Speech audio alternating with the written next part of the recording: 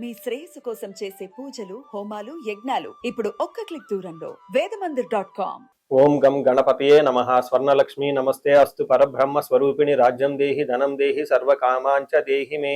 12 రాసుల వారికి లక్ష్మి స్వర్ణలక్ష్మి అమ్మవారి యొక్క కృపా కటాక్షం వలన ప్రతి ఒక్కళ్ళకి ఆత్మజ్ఞానం కలిగి ఉండాలి. తద్వారా ప్రతి నిమిషం ప్రతి సందర్భంలోనూ సంతోషంగా ఉత్సాహంగా ఉండే విధంగా అమ్మవారికి అందరినీ ఆశీర్వదించాలని, అంతేకాకుండా రాజ్యం దేహి మన అందరికీ మంచి పదవి, ఉన్నతమైన స్థితి, ఒక అధికారం, దర్పం అన్ని కలిగించాలని, దానితో పాటు స్వర్ణలక్ష్మి అమ్మవారు ప్రతి ఒక్కరికి ధన ప్రవాహాన్ని కలిగించాలని, ఫైనల్ గా సర్వకామాంచ దేహిమే మనం అనుకున్న ప్రతి కోరిక కూడాను ఇమ్మీడియట్ గా తక్షణమే అమ్మవారు మనకి నెరవేర్చాలని చెప్పేసి అమ్మవారు ప్రార్థన చేస్తూ, గణపతిని కూడా మనం చేసే ప్రతి దానిలోనూ మనకి బుద్ధి సిద్ధి, చక్కటి విజయాన్ని, ఒక మంచి వివేకాన్ని కలిగించాలని, సత్ డెసిషన్స్ మంచి నిర్ణయాలు తీసుకునే విధంగా మనకి గణపతి మనకు కృప ఉండాలని చెప్పేసి ప్రార్థన చేస్తూ, మనం ఈ రోజు టాపిక్ చూసుకుంటే సూర్యుడు వృషభ రాశి నుంచి మిథున రాశిలోకి మారుతూ ఉన్నారు. దీనిని మనకి మిథున సంక్రమణ అంటారు. అంటే ఇది 12 రోజులు ఉంటుంది ఈ సంక్రమణ. మనకి మకర సంక్రమణ,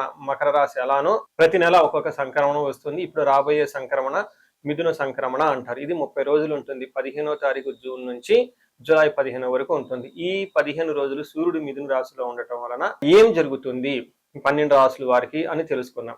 అయితే ముఖ్యంగా సూర్యుడు మారటం వల్ల సూర్యుడు ఎలాంటి విషయాల్లో మనకి ప్రభావాన్ని చూపిస్తాడని తెలుసుకుందాం. సూర్యుడు వచ్చేటప్పటికి ముఖ్యంగా 8 రకాలైన అంశాలపైన ప్రభావాన్ని చూపుతూ ఉంటారు. ఒకటి, అందరూ బాగా గుర్తుపెట్టుకోవాల్సింది ఏంటంటే సూర్యుడు ఆత్మకారక అంటారు. అంటే మనకి సెల్ఫ్ కాన్ఫిడెన్స్, మనకి కావాలన్నా స్ట్రెంగ్త్, సోల్, ఆత్మబలం ఉండాలి కానీ సూర్యుడు చక్కగా ఉండాలి. కాబట్టి సూర్యుడు ఆత్మకారకుడు. అలానే రాజ్యకారకుడు, ఒక పదవి రావాలన్నా, గవర్నమెంట్ అథారిటీ, అడ్మినిస్ట్రేషన్ పవర్, వీటన్నీ రావాలన్నా కానీ సూర్యుడు మనకి స్ట్రాంగ్ గా ఉండాలి. అలానే పితృకారకుడు, father related elders, mentors, boss, వీళ్ళందరినీ కూడా మనకి సూర్యుడే రిప్రజెంటేషన్ చేస్తూ ఉంటారు. యశస్సు, కీర్తి ప్రతిష్టలు, గుర్తింపు, కొంతమందికి గుర్తింపు ఉంటుంది ఏ పని చేసినా, కొంతమందికి ఏ పని చేసినా గుర్తింపు అనేది ఉండదు.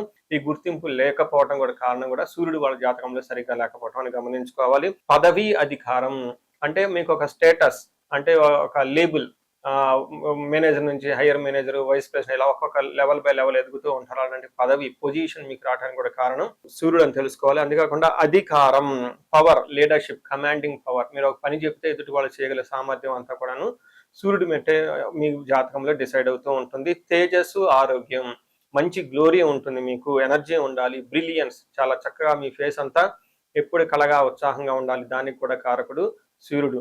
ముఖ్యంగా లాస్ట్ లో ఆరోగ్య ప్రదాత, సూర్యుడిని ఆరోగ్యం ఇచ్చే వాళ్ళు అంటారు. ఎవరి జాతకంలో అయితే సూర్యుడు సరిగా ఉండరో వాళ్ళకి అనారోగ్యంతో బాధపడుతూ ఉంటారు. ఎవరికైతే సూర్యుడు చాలా జాగ్రత్తగా ఉచ్చ స్థానంలో ఉంటారో చక్కగా వాళ్ళకి హెల్తీగా ఉంటారు, ఫిజికల్ గా చాలా స్ట్రాంగ్ గా ఉంటారు, ఒక పవర్ వాళ్ళలా ఉంటుంది అని తెలుసుకోవాలి. ఇలా 8 రకాలైన ముఖ్యమైన కారకాలు ప్రతి ఒక్కళ్ళ జీవితంలో సూర్యుడు అనేది ప్రభావాన్ని చూపిస్తూ ఉంటారు. అయితే ఈ సూర్యుడు మిథున రాశిలో ఉండటం వల్ల ఇందాక వరకు మనం చెప్పుకున్న విషయాల్లో కొందరికి అనుకూలంగా ఉంటుంది, కొందరికి ప్రతికూలంగా ఉంటుంది. ఏ రాశుల వాళ్ళకి అనుకూలంగా ఉంటుంది, ఏ రాశుల వాళ్ళకి ప్రతికూలంగా ఉంటుందో మనం చూద్దాం. ధనుసు రాశి వరకు చూసుకుంటే కొంచెం మిక్స్డ్ గా ఉండే అవకాశం ఎక్కువ ఉందని గమనించుకోవాలి. ధనుసు రాశి వారికి ఇప్పుడు సూర్యుడి యొక్క ప్రభావం మిక్స్డ్ గా ఉంటుంది, అంతా ఉత్సాహంగా ఉండదు, అంత ఆశాజనకంగా ఉండదని గమనించుకోవాలి. దీనితో పాటుగా ధనుసు రాశి వాళ్ళకి 8వ స్థానంలో గురువు ప్రవేశించడంతో అష్టమ గురువు యొక్క ప్రభావం కూడా ఉంటుంది. అంటే అటు ధర్మ చింతన, సరైన జ్ఞానం అనేది అందకుండా ఇబ్బంది పడుతూ ఉంటారు, సరిగ్గా రాంగ్ డైరెక్షన్స్ వచ్చే అవకాశం కూడా ఉంటుంది. అయితే దీనితో పాటు కూడా అధికారంలో కూడా ఇబ్బందులు పడే అవకాశం ఎక్కువగా ఉంటుంది. ఇప్పటిదాకా సూర్యుడు మనకి ఏమేమి విధాలుగా మన లైఫ్ లో ప్రభావం చూపిస్తారో చెప్పుకున్నాం కాబట్టి ఆ విషయాల్లో కొంచెం ప్రతికూలంగా ఉంటుంది అని మీరు గమనించాలి. కొంచెం జాగ్రత్తగా ఉండవలసిన టైము ఈ ధనుసు రాశి వారికి. మనకి మహర్షులు 7వ స్థానంలో, అంటే మనకి 7వ స్థానంలో సూర్యుడు మిథున రాశి నుంచి 7వ స్థానంలో ఈ ధనుసు రాశి అవుతుంది. కాబట్టి ఈ ధనుసు రాశి వాళ్ళకి 7వ స్థానంలో సూర్యుడు మిథున రాశిలో ఉండటం వల్ల ఏమవుతుంది, దీనిలో మనకి ప్రాచీన జ్యోతిష శాస్త్ర గ్రంథాల్లో సంస్కృతంలో ఎలా వివరించారు దాని శ్లోకం తెలుసుకొని దాని మీనింగ్ కూడా మీకు చెప్పే వివరణ చేస్తాను. ఇందులో సామంచ జన విద్వేష ధారాపీడ సుతామయం ఉత్సాహ భంగకారిణి గోచారస్తే సప్తమే రవి.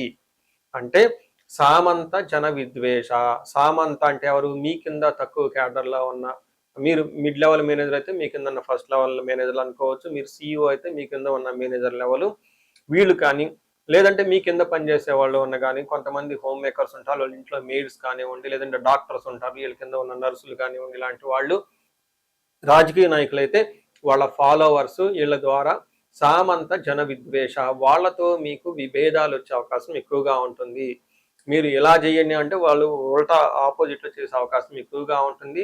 కొన్నిసార్లు వాళ్లే మీకు ప్రతికూలంగా మారి మిమ్మల్ని ఇబ్బంది పెట్టే అవకాశం ఎక్కువ ఉందని గమనించాలి. ఇది చాలా ముఖ్యమైన పాయింట్. పర్టికులర్గా నాయకత్వ లక్షణాలు కలిగిన వాళ్ళు, సమాజంలో ఉన్నతమైన పొజిషన్ వాళ్ళు చాలా మంది ఇంపార్టెంట్. ఉన్న పనిచేసే వాళ్ళే మీకు ఆటంకంగా మారే అవకాశం ఎక్కువగా ఉంటుందని గమనించాలి. అంతేకాకుండా ధారాపీడ సుతామయం అంటే ధారాపీడ, భార్యల ద్వారా పీడింపబడే అవకాశం ఎక్కువగా ఉంటుంది. అంటే భార్యకి హెల్త్ సరిగా ఉండదు అని చెప్పుకోవచ్చు. సుతామయం సంతానానికి అనారోగ్యం కలిగే అవకాశం ఎక్కువగా ఉంటుంది. ఉత్సాహ భంగకారిణి, మీరు ఉత్సాహంగా ఎనర్జెటిక్ గా ఏదైనా పని చేస్తూ ఉంటే మీకు మీ యొక్క ఉత్సాహాన్ని అణగారే విధంగా అణిగిపోయే విధంగా ఆటంకాలు కలిగించే వాళ్ళు కూడా ఎక్కువగా ఉంటారు. మీరు ఒక మంచి ప్లాన్తో ముందుకు వచ్చి ఎగ్జిక్యూట్ చేద్దాం అనుకుంటే మీకున్న టీం వాళ్ళు సరిగ్గా సపోర్ట్ చేయక మీకు ఇబ్బంది పడిపోతూ ఉంటారు.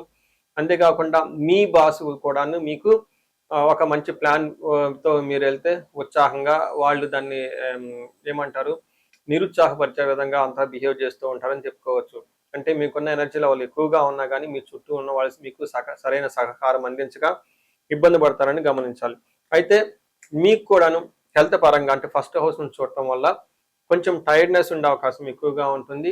హెల్త్ కు సంబంధించిన వ్యవహారాల్లో కొంచెం జాగ్రత్త తీసుకోవడం చాలా ముఖ్యం. సో ఈ రాశి వాళ్ళకి సూర్యుడితో పాటుగా వేరే గ్రహాలు కూడా గురువు కానివ్వండి, శని కానీ ఇబ్బందులు పెట్టే పొజిషన్ లో ఉన్నారు కాబట్టి పెద్ద పెద్ద గ్రహాలు ఇబ్బందులు పెట్టే అవకాశం ఎక్కువగా ఉంది కాబట్టి రిస్కీగా ఉండే అవకాశం ఉంటుంది. ఇన్ కేస్ పర్సనల్ గా మీరు ఎవరన్నా ఇబ్బందులు పెడుతున్నామండి అనుకుంటే మీ ఇండివిజువల్ జాతకం చెక్ చేసుకోవడం కూడా చాలా ముఖ్యమని గమనించాలి. మనం పరిహారాలు చూసుకుంటే సూర్యుడికి కొన్ని పరిహారాలు మీరు చేసుకునే పరిహారాలు కొన్ని ఉంటాయి. కొన్ని వచ్చేటప్పటికి బ్రాహ్మణ పండితులతో చేయించుకోవడం చాలా ముఖ్యం.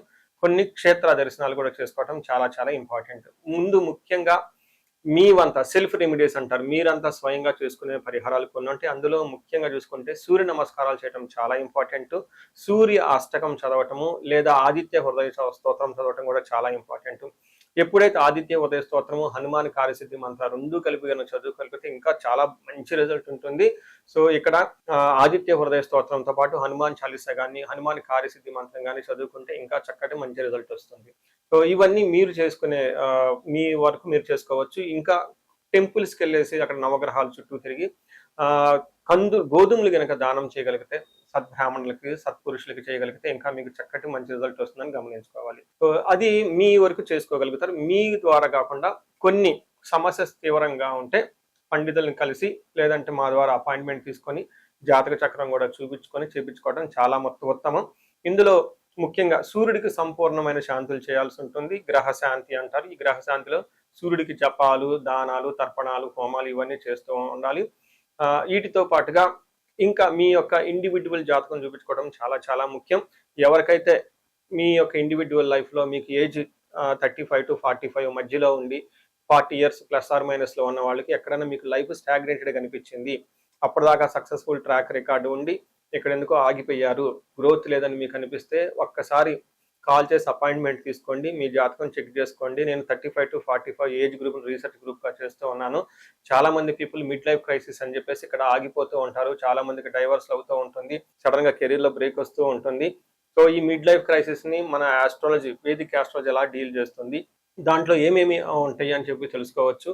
ముఖ్యంగా జ్యోతిష శాస్త్రం ప్రకారం గ్రహ శాంతులు అని ఉంటాయి, గ్రహ దోషాలు అని ఉంటుంది. మీ యొక్క దశలు తెలుసుకొని వీటిల్లో ఏదైనా ఒక గ్రహం దోషం ఉండటం అయితే మీరు స్టాగ్నెటెడ్ అయిపోతారు. దాన్ని ఎలా బయటకు రావాలని పరిహారాలు తెలుసుకోవాలి. వీటితో పాటుగా మీకు ఏమైనా శాపాలు ఉంటే పితృశాపం, కాలసర్ప దోషము, ఇలా మాతృశాపం, స్త్రీ శాపం, ఏమైనా యాక్టివ్గా శాపాలు ఉన్నాయా, ఈ శాపాలు ఉండటం వల్ల కూడాను మీరు లైఫ్లో గ్రోత్ లేకుండా ఆగిపోయే అవకాశం ఉంటుంది. సో ఎవరికైనా సరే ఎలాంటి ప్రాబ్లం ఉన్నా, ధనానికి ఇబ్బంది పడిపోతూ ఉంటే స్వర్ణలక్ష్మి విశేష హోమం చేయించుకోండి. మీకు వీసా స్టాంపింగ్, H1B, లైక్ ఎక్కడన్నా ఉద్యోగంలో ఎక్కడన్నా బ్రేకులు వచ్చి ఆగిపోతూ ఉన్నా, లేదంటే ఫైనల్ రౌండ్ దాకా వచ్చి మధ్యలో ఎక్కడన్నా ఆగిపోయినా కానీ మీకు ఇలాంటి వాళ్ళకు కూడాను మన్యు పాశుపత అభిషేకము, రుద్రాభిషేకం చేయించుకోవడం చాలా చాలా ఇంపార్టెంట్. భార్యాభర్తల మధ్య గొడవలకు అన్యోన్య దాంపత్య పాశుపతం చేయించుకోవటం, ఎవరికైనా సర్పాలు, కాలసర్ప దోషాలు, మహాకాలసర్ప దోషాలు అంటే కాలసర్ప దోష నివారణ పూజలు, పితృదోష నివారణ పూజలు మీ యొక్క జాతకం చూసుకొని ఇవన్నీ చేసుకోవటం వల్ల జీవితంలో 10 రెట్లు ఖచ్చితంగా వెళ్ళే అవకాశం ఎక్కువగా ఉంటుందని గమనించుకోవాలి. మీ అందరికీ అష్టైశ్వర్యాలు కలగాలని, భోగభాగ్యాలు కలగాలని చెప్పేసి కోరుకుంటున్నాను. నమస్తే.